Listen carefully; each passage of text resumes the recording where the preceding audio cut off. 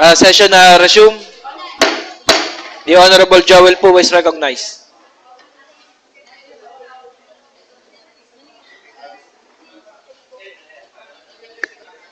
Mr. Chair, I move for the passage of a resolution recommending the DPWH for the closure of the three outer lanes of JP Laurel Highway from Balintawak exit up to Almarius Grill on January 19, 2014 from 3 p.m. to 3 a.m. subject to the favorable assessment of the DPWH, LTOC, POS, PNP, and FESTA Executive Committee for Traffic, Peace and Order, Maintenance and Regulation. Any second to the motion? Seconded by the Honorable Linatok, Briones, Monferro, Makasaet, and Lebiste. Any objection? Hearing none, the motion duly seconded is hereby approved for third and final reading. Another Privilege. privilege, Mr. Chair. The Honorable Puwa. Ito pong bagay pong ito na-refer na po sa akin noong nakaraang Lunes. Ito po regarding po sa request ni Mr. Johnson Melo para po sa reclassification po ng kanilang ng property na pag-aari po ng Lipa Bank located in Barangay Lodlod at nakita po naman natin na wala pong dahilan upang hindi po sila bigyan ng aproban. Refer to the Committee on Land Utilization. Likewise, Mr. Chair, I move for the urgency of this matter. Any second for the motion for urgency? Seconded by the Honorable Lawan Singh and Lebiste. Discussion? Objection? Hearing none. The matter brought up by the Honorable Joel Puwa is hereby declared as urgent. Mr. Chair, I move for the passage of an ordinance classifying the property of Lipa Bank with an area of 1,385 square meters located in Barangay Lodlod, Lipa City for the third and final reading. Any second? Seconded. Discussion? Objection? Hearing none. The motion duly seconded is hereby approved for third and final reading. Announcement? Announcement po muna. Ewan ko lang po kung aabot pa tayo sa Cultural Center po. May project po kami ni Board Member Weng Sombrano Africa. Yun po nga, 1,000 bata, 1,000 tuwa. Ni-invite ko po lahat ng member ng Sanggunian kung aabot pa ho. 8 to 12 noon po yon. And lahat po ng konsehal ay invited po 6 a.m. January 20 sa atin pong parade from SM to monument po ni Claro M. Recto. Meron po tayong pinarepair na float para po sa Sanggunian Panglunsod. Announcement. Yung pong tatlong tao na in the person of myself, Councilor Bibong and Councilor Nilo ay hindi pa po nabibigyan ng t-shirt ng Fiesta Executive Committee. Hindi. Basta po, kung wala man po kayong damit, ay basta po kayo sumakay sa float at ako po nag-prepare ng float. Any announcement? Other matters. The Honorable Dinatok is recognized. Mr. Chair, pursuant Mr. Chair, to the subject matter regarding the proposal of telecommunication refers to the Committee on Public Utilities and Information Technology. We conducted, Mr. President Officer, a committee hearing last week. That's why, Mr. President Officer, I'm moving that the ordinance, the draft ordinance, be considered as urgent. Mr. Chair. Any second for urgency? Seconded by the Honorable Briones and Lebiste. Discussion? Discussion. The Honorable Mendoza is recognized. I'm declaring a 1-minute recess. Session resume. The Honorable Linatok is recognized. Mr. Chair, the draft ordinance that here with me is the ordinance providing for the regulation of the construction and maintenance of cellular towers for mobile phones in the city of Lipa.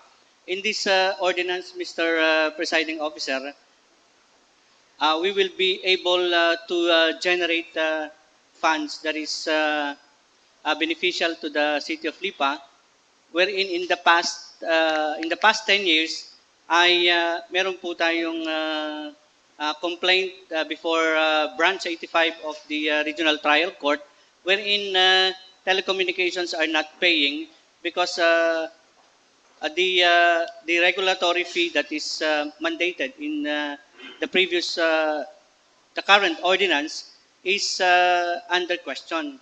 But however, that there is still no final and executory decision on that ordinance. It's been long 10 years that we are putting in our, including in our budget the amount that is to be collected in these telecommunications under the account of franchise taxes, wherein it will be beneficial to the city of Lipa if we can pass this ordinance and be able to generate funds na kasama po ng doon sa ating hearing na ang bawat isang towers na nakatayo na ay magbabayad yung arrears nila ng mayor's permit, building permit na hindi natin nakokolekta for the past 10 years. Provided nga po na may nakafile na kaso sa branch 85 ng RTC. So with this, Mr. Presiding Officer, there will be a compromise na pag naipasa natin to, this will be prospective application and they will be paying all the arrears na dun sa kanilang mayor's permit, business permit na mas advantageous sa city government of Lipa. At ganun din, sa kanila pong request sa atin is 20,000. Dito po sa ordinansa natin is 50,000 ang magiging per tower payment nila, one-time payment per tower ng bawat isang tower, inclusive also, excluded doon po yung mga mayor's permit, building permit ng mga itatayo nilang towers para sa kanilang mga serbisyo ng mobile cellular dito sa lungsod ng Lipa. So ito naman po sa aking palagay, kaya natin ginawa ito. Ito rin po ay pinasa na sa ang katulad ng ganitong ordinansa sa Tagaytay City, sa Davao City, at dito po sa malapit sa atin ang Municipality of Ibaan. At ganun din po ang probinsya ng Batangas ay meron na rin pong ganitong klaseng ordinansa. Kaya po siguro para maitama natin at mas maging business friendly tayo, lalo tigit makapag-welcome pa tayo ng ibang telecommunications na pupunta dito sa ating lugar para mas maging competitive ang serbisyo ng telecommunications dito sa ating syudad. Kung kaya nga't akin pong minumungkahin na ating i-adapt ito pong ordinance providing for the regulation of the construction and maintenance of cellular towers for the mobile phones in the city of Lipa. Mr. President. Any second to the motion? Seconded by the Honorable Briones, Monfero, Makasaet, Lebisten, Pua. Discussion, the Honorable Maria Concepcion Hernandez Veloso is recognized.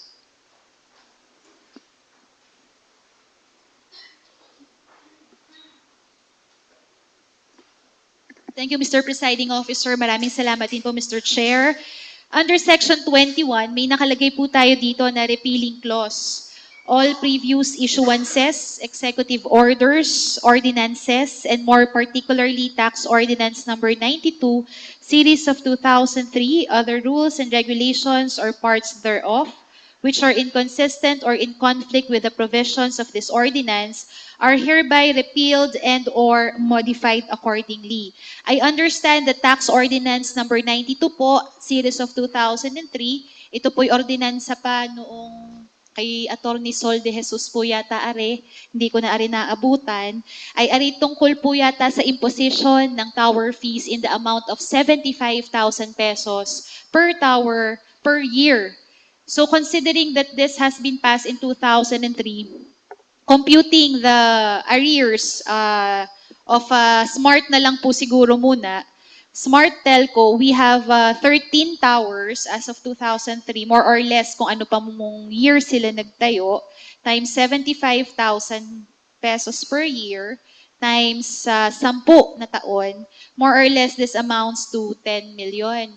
I understand that this is a under litigation sa court po natin. And the reason why we are passing this ordinance is hindi rin naman po kasi natin nakokolekta for the past 10 years. Might as well pass more reasonable or conscionable ordinance relative to the telco companies natin na mas friendly sa business industry and at the same time ay nakakakolekta na papakinabangan na po siya ng City of Lipa.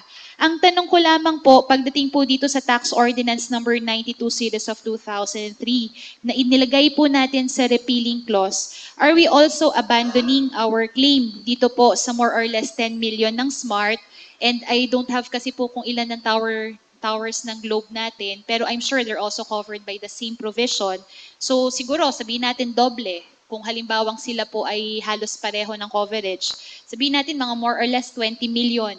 Are we abandoning po the claim of 20 million in terms of tower fees dito po sa ating inihabla or nakapending na kaso sa ating pong regional trial court? Mr. Chair, kaya po ito ay may compromise na silang ino-offer ay siguro hindi man yun ang makolekta natin ng buo sa kanila, pero ang magiging kapalit po noon ay yung magbabayad sila ng kanilang arrears doon po sa mayor's permit, building permit, na kung saan ay yun ay talagang kailangan ay taon-taon ay nagbabayad sila dahil itong mga towers na ito ay isa sa mga ginagamit nila para makapaghanap buhay dito sa lungsod ng Lipa. Hindi po yun kagaya ng isang flagpole o ng isang monumento na basta lang itinayo na hindi na kailangan magkaroon ng mayor's permit taon-taon. So ang mamawala po dito ay yung kanilang annual fee per tower ng kanilang base doon sa ordinansa number 92 na kung saan ay taon-taon ay magbabayad sila ng annual fee per tower. Ano? Siguro mas marapat na ang maging binabayaran nila ay yung kanilang mayor's permit na or business permit na kung saan ay dahil sila'y naghahanap buhay dito sa lungsod ng Lipa na ang gamit nila ay yung mga towers na yon. Na pag inalis naman po yung mga tower na yan, pag hindi ho yan na pinagana, hindi natin binigyan ng mayor's permit yan, ng business permit, ay hindi rin ho magkakapag-provide ng services dito sa ating lungsod ang any telecommunications. Ano po? So, mawawala po yung visa noong pagkolekta sa kanilang 75,000 per annually per tower dahil ang kukolektahin na nga po natin sa kanila yung kanilang mayor's permit. So, in effect po, parang meron pong retroactive application itong batas natin to the effect that we are abandoning our claim in terms of tower fees since 2003. Bali ito po ay prospective ang application po nito na kung saan ay doon po ito tatama sa to be constructed towers. At nakasaad din nga lamang po dito sa atin na i-repeal natin yung ordinance number 92 pero yun po ay may compromise agreement na may hold pa rin naman ho ang syudad ng Lipa dahil kung hindi po tutupad sa compromise agreement with the local chief executive ang mga telecommunications ay maaaring hindi sila mabigyan ng mga mayor's permit or business permit sa mga darating pang panahon, Mr. Chair. Kung ito po ay ang intention po natin ay hindi po retroactive at hindi po natin pinapawalang bisa yung claim po natin under Tax Ordinance number 92 series of 2003 in terms of our claim with more or less 20 million. Pwede po ba nating ilagay by means of amendment dito po sa ating repealing clause that all previous issuances, executive orders, ordinances, more particularly Tax Ordinance number 92 series of 2003, other rules and regulations or parts thereof which are inconsistent or in conflict with the provisions of this ordinance are hereby repealed and or modified accordingly without prejudice to the accrued fees and taxes effective upon imposition of the said ordinance. Hindi po ba tayo magkakaroon lang ng conflict doon? Dahil ang ina-apply naman natin po ito sa mga itatayo pa nilang towers at kaya nga po nakikipag-compromise sila doon sa simula 2003 hanggang present yung mga dati na nilang naitayo. So kung Before, Attorney General. sige, the Honorable Veloso is recognized. So kung ang intention po natin ay i-compromise po yung tax, yung pong atin pong since 2003, thereby, ang intention po ng ating batas na ito ay mayroon pong retroactive, hindi na po siya prospective. Tama po ba?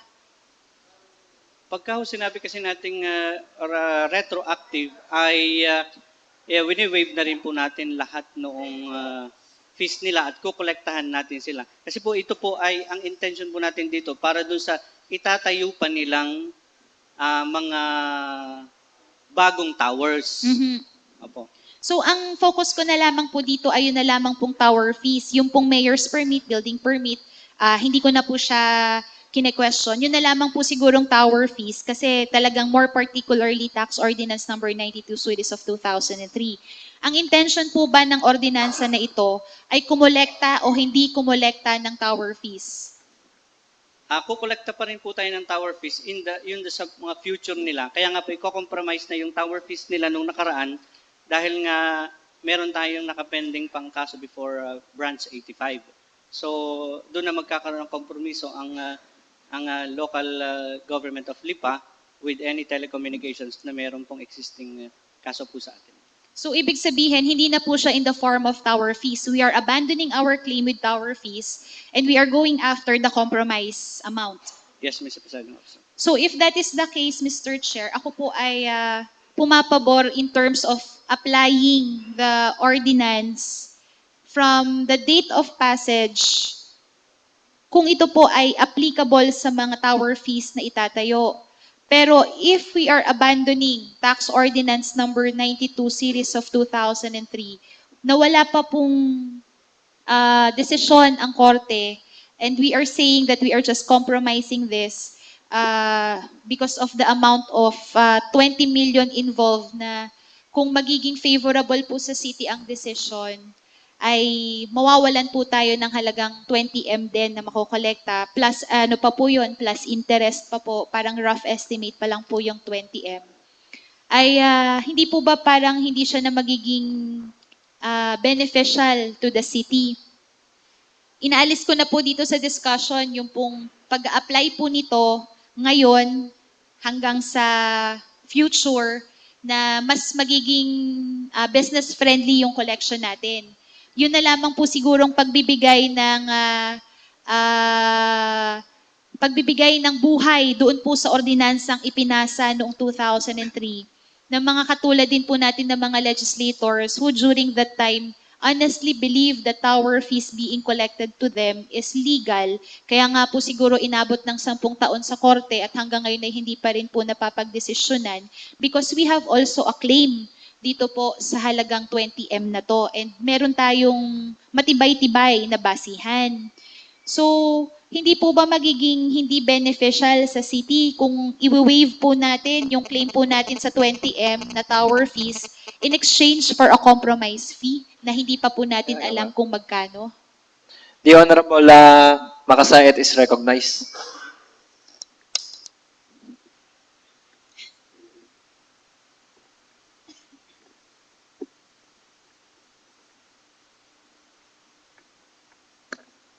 Magandang tanghali po.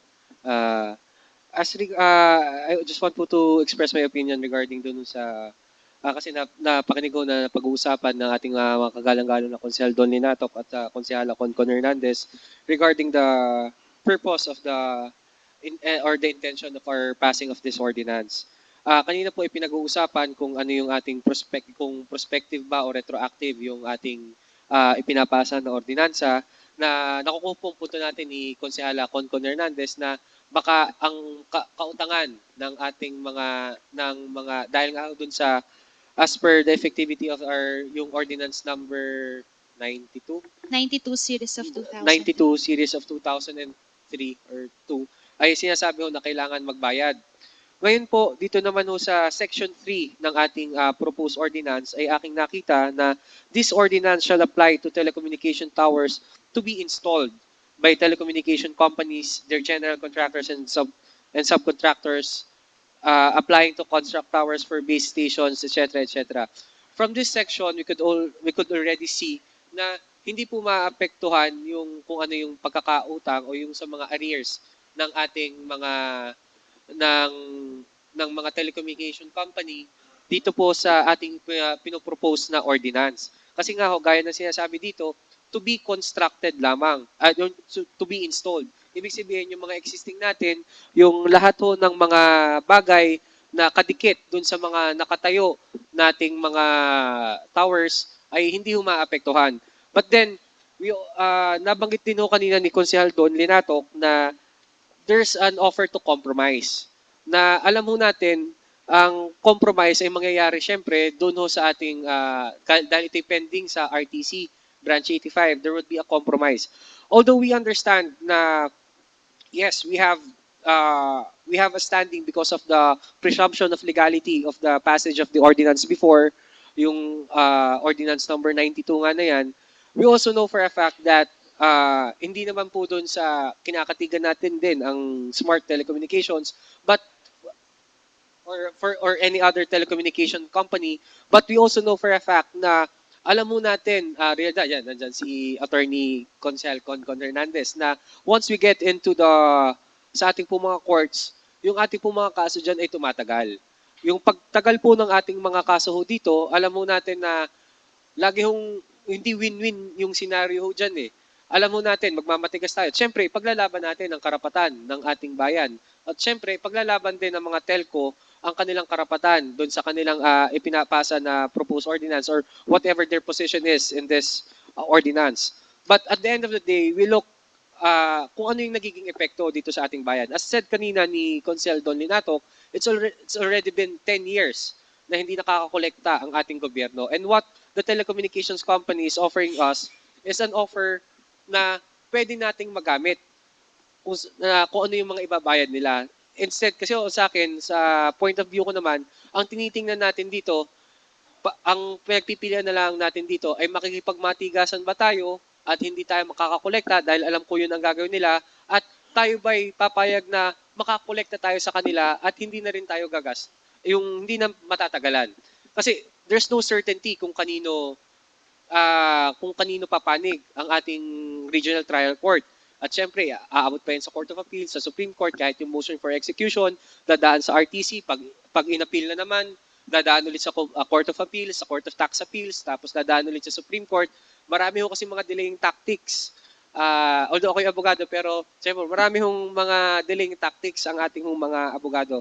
But what I'm saying here is, mas maganda na mapakinabangan natin kesa naman hindi tayo, kasi pag compromise, sigurado may mapapakinabangan tayo. Pero kung tayo, although tama rin naman na lumaban tayo, ganyan, pero syempre, doon sa aspetong yon ay titingnan natin, paano naman pag tayo natalo? We also should consider, although yes, we have this ordinance and there's the presumption of legality, but there's no certainty as to what will happen sa mga courts natin kasi hindi naman tayo ang judge para makapag-decide dyan. But at the end of the day, yung dapat na nagagamit na natin ngayong araw na ito ay hindi pa natin nagagamit.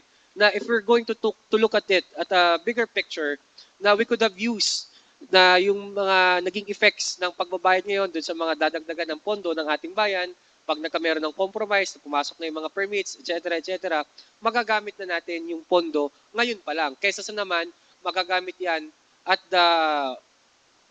ewan ko kung kailan matatapos yan, 10, 20 years, 30 years. And yun lang naman sa akin, na mas maganda sa akin na magamit na ngayon kaysa sa doon lalagay tayo sa isang sitwasyon na hindi natin alam kung kailan natin magagamit at hindi natin alam din on that future kung magdedesisyon man kung magagamit din talaga natin. Mr. Chair, I'm a bit confused with the explanation kasi kanina po, binasa po yung scope of application na prospective, na prospective daw po siya, meaning from this year henceforth po ang application. And yet we're talking about the possibility of a compromise if we abandon the tax ordinance. Di ba po parang retroactive din po ang dating nun? So gusto ko lang po talagang linawin, ano po ba talaga ang intention po nitong ating law na ito kasi medyo hindi po kasi maliwanag sa akin.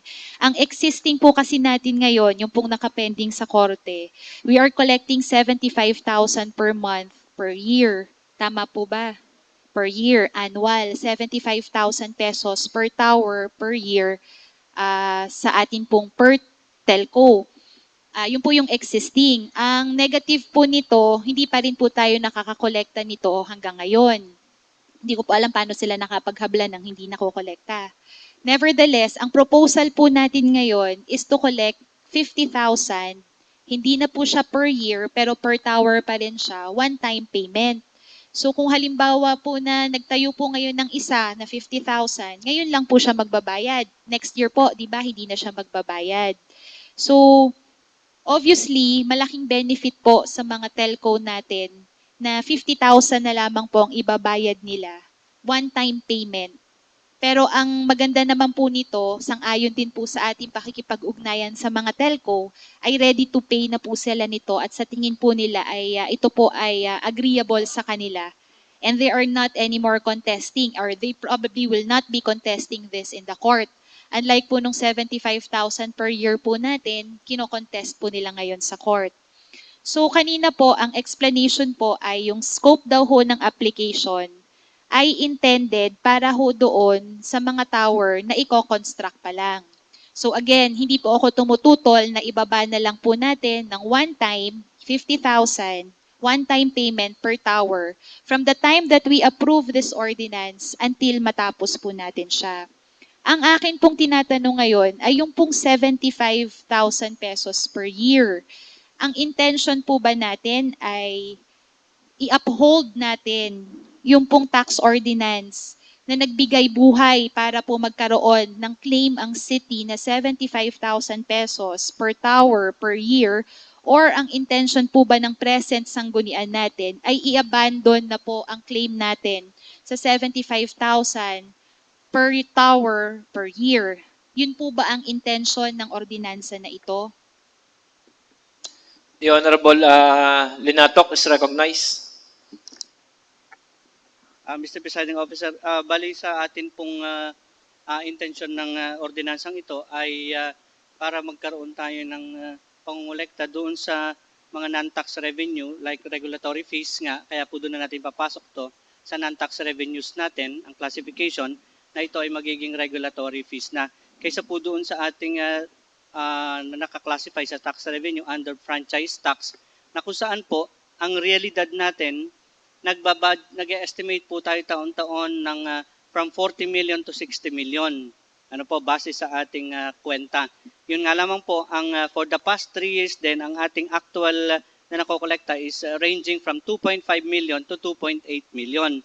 And with this po, ay makakadagdag tayo dahil per tower ay magkakaroon na ito po ng mayor's permit, ng building permit. Doon po naman tayo makakadagdag sa ating mga regulatory, sa mga permit fees natin na kung saan ay mas magiging beneficial nga po sa magiging hindi po ito beneficial base doon sa ordinance number 92. Dahil nga ho, ito naman ay under question na ito ay naka-file sa atin. So ito ay bagamat masasabi nating for the time being na hindi naman din nga natin nakukolekta kagaya na naipaliwanag sa atin ni Attorney JR, ay mas magaling pa na magpasa tayo nitong bago na kung saan ay papatak na sila sa regulatory fees na kung saan ay mas realizable. So yung ating pong ina-estimate dati na ang nakukolekta lang natin is nasa 0.5% ng estimate ay bababa na po yun at mas magiging realizable po dahil papasok na siya sa mayor's permit, building permit, and other fees na kaukulan doon sa mga tower na nakatayo na po. Paglilinaw din lamang po, yung since na-mention nyo na rin po, yung pong mga mayor's permit, yung pong mga iba't ibang mga permits na kiniklaim. At present po, hindi po sila nagbabayad ng atin pong mga permits na to? Sa atin po pagkakalam, Mr. Presiding Officer, ay hindi po. Dahil ang meron lang po sila talaga ay yung pinaka-business center nila. Mhm. Dahil nga po lahat ng tower na ito ay under complaint, under protest, ito pong pagbabayad ng annual fees ng kanilang mga towers. Hindi po ba ang kine-question lamang po ng mga telcos natin ay yung pong atin pong tower fees na 75,000 peso per year? Hindi naman po yata kasama sa claim nila yung pagka-question po ng mayor's permit, ng tower, ng business permit at saka po ng real property taxes? Although hindi po yung kasama, Mr. Presiding Officer, yun naman po ay standard Mhm. sa lahat ng nagninegosyo dito sa ating lugar. Kagaya mong sabi ko kanina, ang mga towers po na ito ay hindi kagaya ng isang flagpole o kagaya ng isang estatwa o monumento na itinayo na walang pakinabang. Kasi ito namang punto, although ito'y tower na makikita mong parang walang pakinabang, pero dito ho dumadaan lahat ng paghahanap buhay, pagtatransact ng telecommunication business ng anumang telecom companies. Opo. So, ibig po nung sabihin, regardless po kung makapag-compromise po tayo sa kanila o hindi, liable pa rin po ang mga telephone companies na ito sa lungsod ng Lipa para po magbayad ng mga mayor's permit, ng real property taxes. Yes, Mr. Presiding Officer, kasi po ay nagkakandak po sila ng business dito sa ating syudad. So dapat nila lang po na at marapat na sila ay magbayad ng mga kaukulang nasabing fees, Mr. Presiding Officer.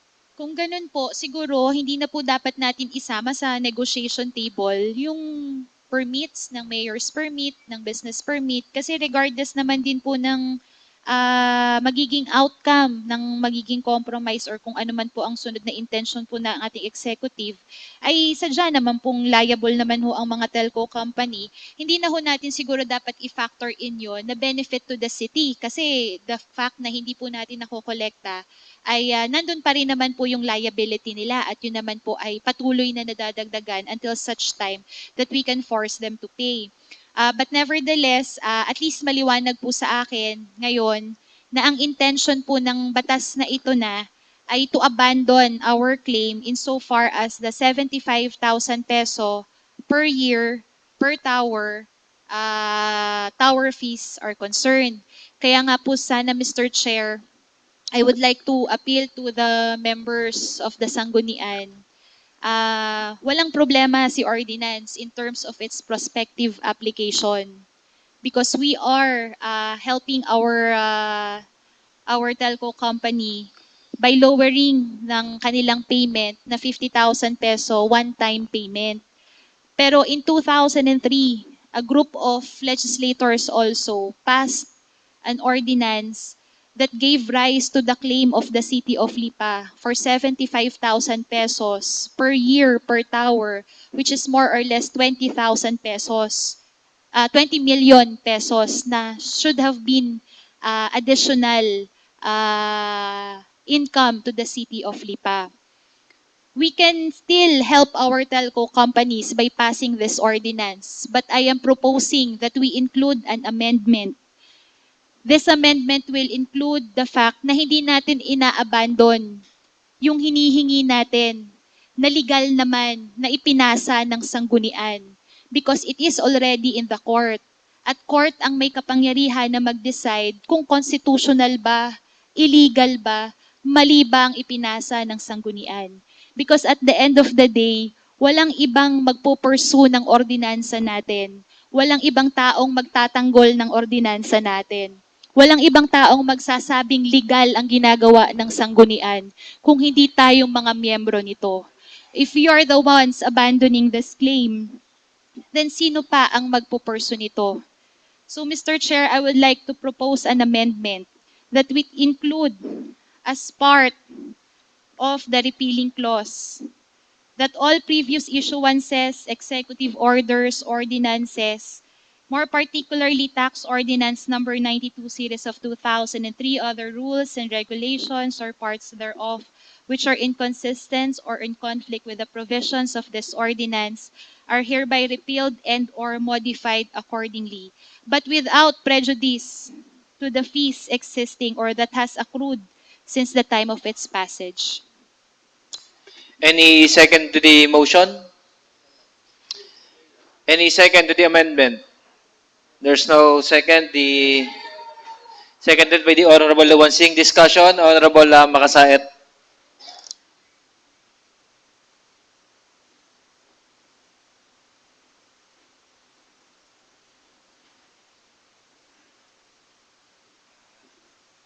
Magandang tanghali po ulit, hapon, Mr. Presiding Officer. Doon po muna sa sinasabi po kasi kanina ni Consel Don Linatok na ang sinabi, there's a proposed compromise agreement na mangyayari po dito.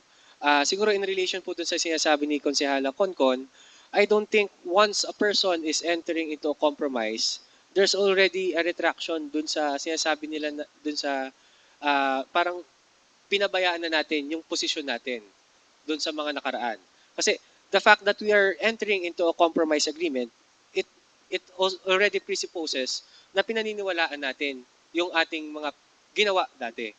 But then again, that's why we are entering a compromise kasi nga hindi nagkakasundo base doon sa ito yung ginawa na yung pinagsama-samahan dati ng mga nagpasa ng ordinansa at hindi doon sa kabilang party hindi rin acceptable.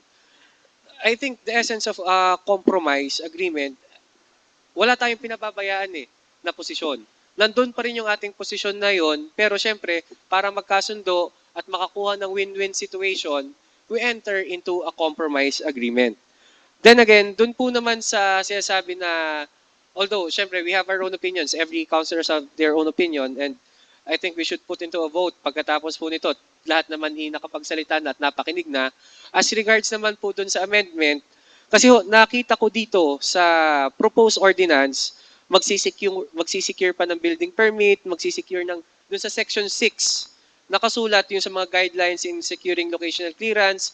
This presupposes na dadaan pa rin dun sa mga yung mga kailangan na bayaran dito sa ating bayan, nakapaloob na rin dun sa ordinance. We are not, kasi nandito, it's already clear na kailangan pa rin nilang bayaran yung kanilang mga mayor's permit and everything na dapat, yung mga normal, yung gaya nga sinabi ni Consel doon, na mga normal na dapat bayaran ng isang nagtatayo ng negosyo, it's already entered in dito po sa ating ordinance. So, kaya po ako, it's in my humble opinion na sa tingin ko naman po, na yung ating ordinance na propose ngayon is already complete and substantial in itself. Kasi yung mga nabanggit po kanina ay nakapaloob na rin po dito. It's not specifically stated, but it's hiwa-hiwalay po na isinulat dito sa ating pong proposed ordinance. With that, with the permission po ng ating pong chairman, we put into a vote ito pong ating proposed ordinance. Those who are in favor, the Honorable Monte Alto is recognized. Before the votation, the Honorable Monte Alto is recognized. Mr. Chairman, pinag-uusapan na nakikipag-compromise agreement ang ating executive sa mga telecoms, Mr. Chairman. Ang alala ko lang, doon sa mga arrears ng mga telecoms na hindi nila binabayaran at nakasama sa kaso, kasama hindi nila binabayaran ang kanilang mga mayor's permit na business permit ng every tower, Mr. Chairman. So baka ako dito sa ordinansang ito ay kasama na hindi na sila kukuha ng mayor's o business permit every year. So I suggest na incorporate natin sa ordinansang ito na ilagay dito na every year ay kasama nakukuha sila ng business permit at ang one-time payment lamang nilang gagawin ay ang regulatory fee ng every tower, Mr. Chairman. Kung po pwede sa proponent, Mr. Chairman. Before the proposal of the Honorable Monte Alto, we will first proceed sa amendment introduced by the Honorable Veloso. Those who are in favor of the first amendment, please raise your hand. Two votes. Those who are not in favor, please raise your hand.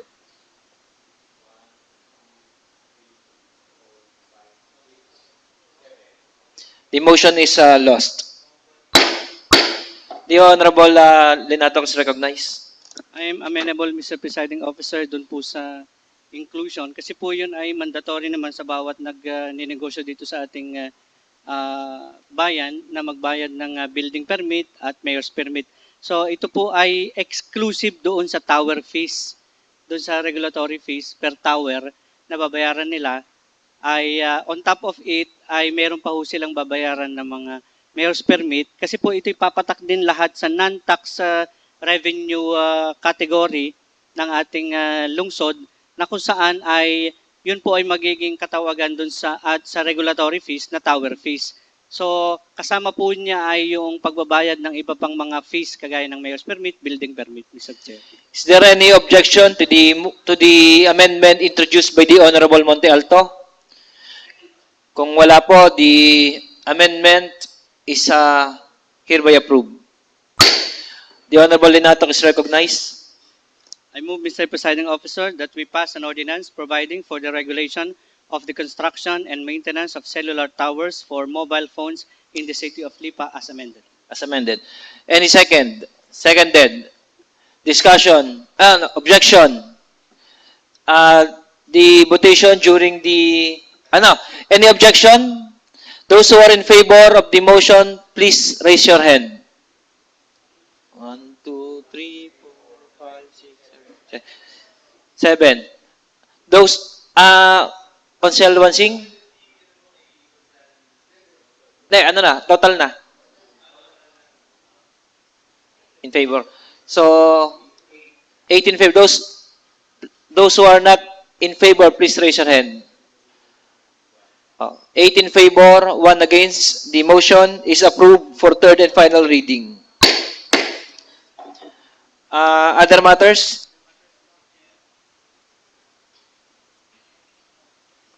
Annual budget of the following barangays: San Salvador, 5, Lodlod, Sabang, Barangay 8, Barangay Dagatan, Barangay Gis, Barangay 9, Barangay Tipacan, San Sebastian, 11. Refer to the Committee on Appropriations. Additional annual budget, San Benito, Sampaguita, Barangay 7, Banay-Banay, Antipolo, Barangay 1, Tangob, Plaridel, and Barangay 6. Refer to the Committee on Appropriations. Number 4, Micah.